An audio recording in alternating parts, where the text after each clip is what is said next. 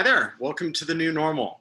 I'm John Conroy. I am BeBop's VP of Communications and Market Development. And we run these webinars once a week. We call them the new normal because we recognize that that's what we're all in, and we like to focus on the new technologies and ways to use existing technology in ways that can make everybody more efficient and more comfortable, and be able to work from home more often and be much more mobile and nimble. Today, we're going to do something pretty cool. We oftentimes talk about BeBop and our cloud technology and how we enable post-production workflows to be remote, but we have never focused on photography. And luckily, our VP of Software Development, Simran Butalia, who's on the call, is also a photographer. And we've got a special guest today. He is an old friend, Dave Weathers, and many of you may know him from his days at Technicolor and his deep experience in post-production. But Dave is also a photographer. And we thought, what better way to introduce the idea of remote workflows and using technology like BeBop for photographers than to get two people that are kind of within our wheelhouse, both personally and professionally, to talk about what we can do. And actually going to focus a little bit on Adobe Lightbox. You know, ordinarily, most of the time when we talk about our friends at Adobe, it's through the Creative Cloud apps like Premiere Pro and After Effects. And today we get to expand the tent a little bit. So I will turn it over to you guys. Actually, I'm curious, Dave, how long have you been a photographer, as well as your, oh, you're on mute. You're on mute, Dave. Dave, you're on mute. There you go. There we go. Better? Yeah, it's better. Yeah, I've always been a photographer, and if as photographers that are joining on will understand, it's just something that happens to you when you're a kid and you just keep looking at it. You look at the world a certain way. I fell my heart into post-production, both sound and picture, but always kept taking photographs. First thing published, probably about 2001, 2002, a story I did in Brazil, in the favelas and the hill towns around Rio. So that was my first published thing. Excellent. Awesome. Well,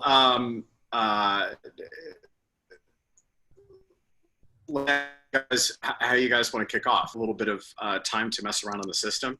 And Sim, I think you've got a couple of things queued up and ready to show. So why don't we just kick it off without any further ado? Absolutely. Let's jump into it. So, hi, Dave. I'm from the world of sports photography. I shot on the Lakers floor, the Staples Center floor, the Dodger Stadium dugout. So, you know, I come from that world of taking hundreds of shots and then running them to the media room and processing them until 4 a.m. So the workflow for photography has a tremendous potential to go virtual. And that's essentially our goal here, to kind of show how we can take that workflow and put it into the cloud and make it more efficient for not only the sports photographers, but also the freelance photographers of the world. So I just wanted to kind of jump in and show you the system so we can have a talking point, right? So here is my screen. All right. So you are seeing our MCP portal. This portal is where you go to orchestrate your projects, see what workstations you have access to. So BeBop allows you to work from the cloud. So using your local laptop, you access a workstation that's running in the cloud, and you can process all your shots in the cloud. This reduces the dependency for you to have, keep needing to upgrade your local hardware. You can kind of stick to a simple computer, a Mac Mini, MacBook Air, but really utilize the power of the cloud, use the GPUs that are evolving pretty much monthly now, and use new GPUs that are coming out to process all these shots quickly. And also have an unlimited supply of workstations that you can access across the globe. So you can start your workflow in Los Angeles but then go to New York and just start working from where you left off. You can also collaborate with other users. So as you can see, I'm currently working on a computer here on number 40. Dave Weathers is logged in from his house at 37. Got Brian Bedell who's helping us out to make some shots from a different place. So it's really cool to see all of us kind of collaborate on a simple project. You can, and here's a list of projects. You can add a project. BeBop, what a project is on BeBop is essentially an external drive that you plug into your computer, right? So once you plug that in, you can have a few things you can do on top of it, like back up your project, create proxy files, and create different resolution files. So the project essentially becomes a little workspace for you to work on. And soon I'll show you how to get content into this project really efficiently. So once you are all set up, you download our client. So similar to Zoom and other kind of collaboration tools, you have to download a client and start accessing your workstation. I'm going to sign in with my BeBop user. Security is very important to us. We want to make sure your content is secure in the cloud so it doesn't get exposed. And now here I am. I can choose to work in an organization, right? I can choose to have my own space in BeBop, or I can be hired to work in an organization that's doing a sports event, right? So I can go and use their computers in the cloud. So I'm going to choose to go into our demo station, and these computers are already running. They're green, but it's as simple as clicking a button, and within about a minute, 2 minutes, this workstation will be available to me, so I can log into it and start working on it. So these are really high-powered machines in the cloud, and using my local laptop, I have access to each one of these things, which is really cool. Getting content in, right? So if you plug in an SD card, what do you do from there? You simply choose a project you want to work in, browse for files locally, and simply send them over to the cloud. It's that easy. All right. And now this will send the content directly to the machine in the cloud within a few seconds when the transfer servers are warmed up. Similar to the upload, we can also download the file, bring it back down to our computer as well if we need to. So I'm actually going to turn off my video to preserve a little bit of bandwidth. So now I can bring content down as well, same things that I've uploaded. So if I go into my Grand Canyon folder and see all the different raw shots that I have there and be able to download them as well. Now here's the really cool part. I can set up a hot folder to directly send the content to my endpoint, to my photography webinar demo, as soon as somebody plugs in an SD card, which is really cool, right? So as soon as somebody shoots that day, all that content can automatically be sent to BeBop within a second. So now let's see if my workstation is up and running. Let me log back into my BeBop client.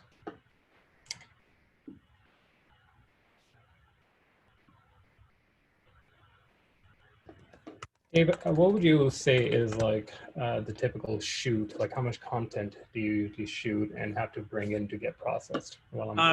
It depends on the situation, but anywhere from 1,000 to 1,500 images a day. If you're on say you're on a 10-day shoot, it's a photojournalistic thing. Yeah, 1,500 possibly. And so with some of these new cameras, the 100 megapixel I'm shooting or a 52 megapixel, that's a whole lot of data. And it's really challenging. I find myself constantly saying, oh, I need to upgrade my laptop. I need to do this because, we've touched a little bit on the fact of, you can't keep up with the technology on the computing side to what the camera makers are doing and the need to edit and the speed in which you have to do it. And that's where I was excited about some of the BeBop opportunities. Right. So now we're in the BeBop workstation. This is running in San Jose. You have the same kind of tools that you have locally to your computer, but just in the cloud. So you have to have Lightroom. and you have all your project space that you're working on. So this is my photography webinar where I'm sending all the content into. Let me just open that up. And here you go. I'm in Lightroom working in the cloud, just like I would be working locally. So here are all the shots I took of Grand Canyon, but these don't look good, right? They're blurry, they're overexposed, right? But the really cool part is rather than me having to do all this work, I can go back and shoot some more things while, we can have a runner kind of take some of this grunt work in the background and bring in some selects for us. So Brian, who's working on a different computer, will shortly do some of that grunt work and get me some nice selects that I can work from. And within a few seconds, I'll refresh this and have that ready to go. Dave also has his computer running as well. And while he's doing that, I can also kind of see the content that he's been kind of working on as well and help him out as well. And we can collaborate at the same time while he's working on his shots. I can kind of bounce back and forth and get some suggestions on my shots. So it's really nice to have this collaborative workflow in this shared space. Let's see if Brian has moved over those shots. There you go, import new photos, right? Let's synchronize that.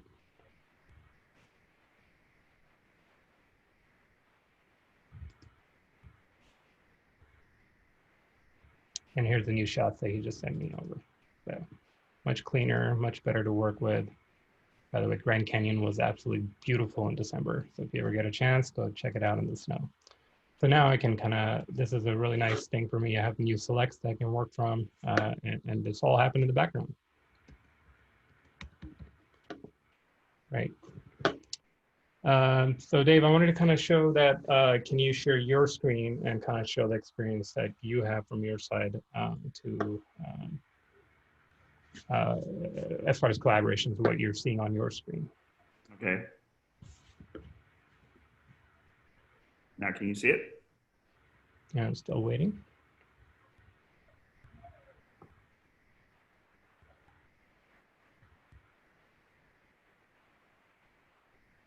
I think it hasn't been shared yet.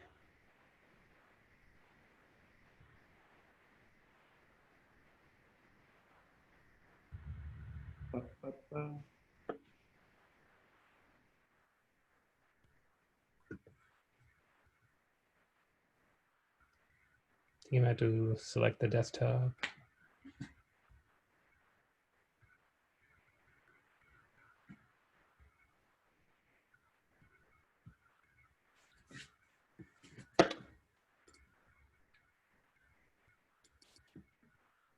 Probably go off of yours if I can't. If you're not seeing mine, I can talk off of yours. But what we're trying to show was essentially that Dave on his side is seeing the exact same thing, just on a workstation that's next to him.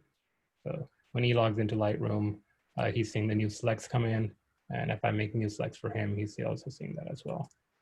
But now that we're in Lightroom, we can now start processing the photo, see in real time, apply some filters and effects, change it around, give it a different feel, those kind of things that you do locally, just start to do that in the cloud, right? And actually give it a little tone, old school photo. And now that we have processed all this, we can simply select everything here and use really the power in the cloud to start exporting all these photos, right? And that's where it gets really cool. Typically, when you export these photos, you have to kind of leave your computer running just because there's so much data. But just in the cloud, you just keep it running and you just hop onto your next computer, and process the next set of photos. But just processing 12 raw files only took less than 5 seconds, which is pretty incredible. Dave, in your experience when you're processing locally, how does this work for you and compared to the cloud? Well, a few different ways, right? So basically when I'm working locally, I will be loading in, a day's shoot. So if we've got 1,000 or let's say 128 gigs, I may shoot in a day. With the fastest Mac, that still takes quite a bit of time. I'll load it onto my hard drive, internal hard drive as well as multiple backups. So I will have solid state drives, loading that. And what attracted me, and you know, we chatted a little bit about my history in post-production. You know, I first was introduced to BeBop because of their ties to the post-production world, whether it be visual effects, editorial. We talked, you know, John talked a little bit about it, you know, Premiere, some of the other programs. And as I'm seeing this, I'm thinking, my goodness, this could really help the photo workflow. You know, because the files are singular, they're easy to manage when you have multiple computer power. And so that's the application. It changed my workflow. And I've just started, you know, I've just started fooling around with this machine from a photography's perspective over the last week, and loaded a project in, and it took me from my home, not with really high internet. I was able to do it in a matter of, you know, a half hour, which would take me somewhere in the neighborhood of 2 hours to load on multiple devices within my laptop. And that's the full on, I have the newest Apple MacBook and so on and so forth. So I see, you know, this application for photographers is just super exciting, especially when we get into the photojournalistic world, or we get into travel photography, where, you know, you're in the border of Pakistan and India and you're photographing a skirmish on the border. Now you've got hard drives that nobody really wants to let out of the country. If you're using something like this, you've got some security behind you on where the images have gone. And we keep that backup all the time. So that's another application for me that makes it super exciting. Very cool. So I loaded up 89 raw images. I just want to show that within less than a minute, I was able to get all the previews and everything ready for this. And, you know, exporting is almost the same thing, just flawless in the cloud. And within just less than a minute, I'm exporting 89 raw photos in high resolution JPEG files, which is really cool. This will take me easily over half an hour on my local computer to do. So just the power in the cloud and the processing power is pretty incredible. So going back, so outside of working this, so what do we do with content, right? So there's multiple ways to get content into BeBop. And one of them is called a drop link. Drop link is a pretty powerful feature for us. You can simply go into your photography, into your project, and you can create a new link. And then easily send that link over to a specific path in your project. Let me choose this one here that I've already created, so it's much easier. From here, I can say I want to send it to my edits under Simran, Grand Canyon. I'll create a new one called iPhone because I want to send it through iPhone directly into my BeBop workstation. Now that it's there, I just simply copy this link and I send it to anybody like Dave and anybody else, and simply drop a file in from my iPhone there. So I'm going to turn on my video for this part. Here's my phone. I'm going to go into my drop link. This is a link, comes up like this. Upload a file, photo library, favorite, change size, small, medium. And I'm going to pick some photos from my library. My kids were playing with bubbles yesterday, so all those fun photos. And here you go, sent directly to my BeBop workstation from my iPhone. So this really speaks to what Dave was saying when you're in, in a remote part of the world and all you've got is your iPhone. You want to send over that content quickly, securely, and just be done with it. This is a great way to have a mobile and remote way to get that in. So just to finish that off, when we go back into our workstation, if we synchronize this one more time, those are all my exports. And soon I'll also see the iPhone coming in as well. So you can see iPhone's here, and I go in here. Here's a new photo I just sent from my phone. So that's a complete workflow going from your phone directly in to BeBop to get processed. The last two things I wanted to go over with Dave was as well just the workflows, right? We spoke about the sports workflow briefly. You know, you have your photographers that are sitting on the on the floor, capturing the photos of great Kobe Bryant, miss him already. You know, and then the runner would put in the SD card and run over to the media room and plug it into multiple workstations, and the photographers are working from the media room. Really changes the whole workflow and allow the runner to actually upload it to the cloud in BeBop securely and have all the photographers working from home. So nice little workflow change, reduces the hardware footprint, and these days also provides, you know, the social distancing that we need in some of these workflows. Still gives the power back to the creatives, right, in a secure environment, socially and from a workflow perspective.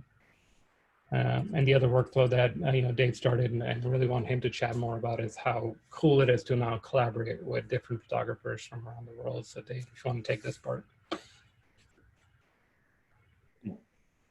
Yeah, I mean, you know, when I look at worldwide collaboration, and we talk about that, and the pressures that a photographer may be under, doing a deadline, whatever, shooting a special event, shooting the riots right now, how you get your images to your photo editor, to your collaborator, to your other photographers to make sure you're getting the coverage is really important today. And with the real-time applications that you can use with BeBop, I can have my editor back in New York looking at the images I've shot in the morning and say, hey, we still don't have the coverage for this or this or this, because the writer may be working simultaneously and trying to get words to fit the pictures that we're creating. And that collaborative tool has been frustrating. You know, I mean, sure, is it better today than it was when we first started and we had to give film rolls to runners to get to the lab to develop? Yes, and you know, there's some great things in Photoshop and Lightroom to share images, but it's still the time of everything is time sensitive. And the faster that you can get your images to other people's hands that are going to have input is tremendously beneficial.